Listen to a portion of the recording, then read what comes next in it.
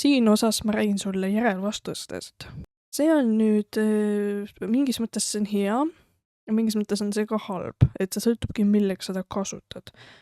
Sa oled nüüd kindlalt juba seda teinud, aga ma räägin seda üle, et põhimõtteliselt iga see vestlus, mis sa siin alustad, tal on mingi konkreetne kogusmälu.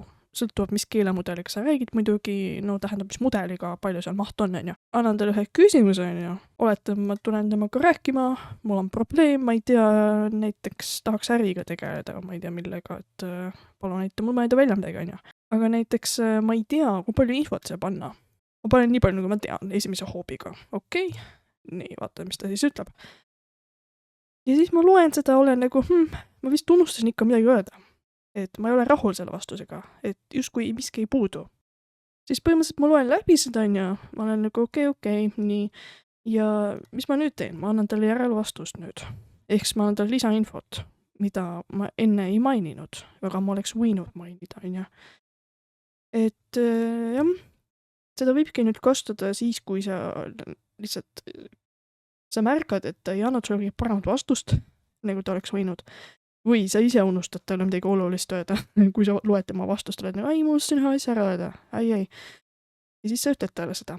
Ja nüüd ta põhimõtteliselt täiendab oma esimest vastust selle infoga, mis sa talle veel annad. Ja sa saad seda niimoodi jätkata päris pikalt tegelikult, sa võid katsetada, kui kaua ta meeles peab sinu juttu, ta päris pikalt teab.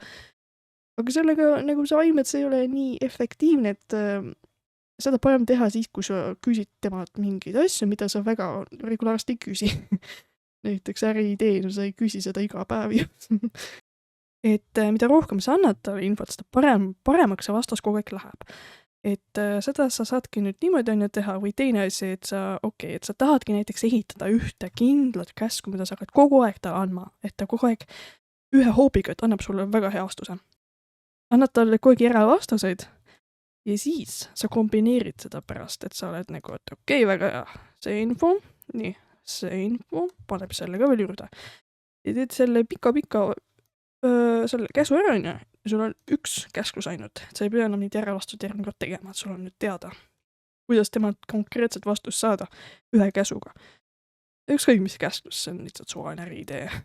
Regulaarselt ma ei teagi, mida võiks olla minna mingit sisu loomise asjad, mingid tõlkimised, kokkuvõtted, analüüsid või asjad, siuksed.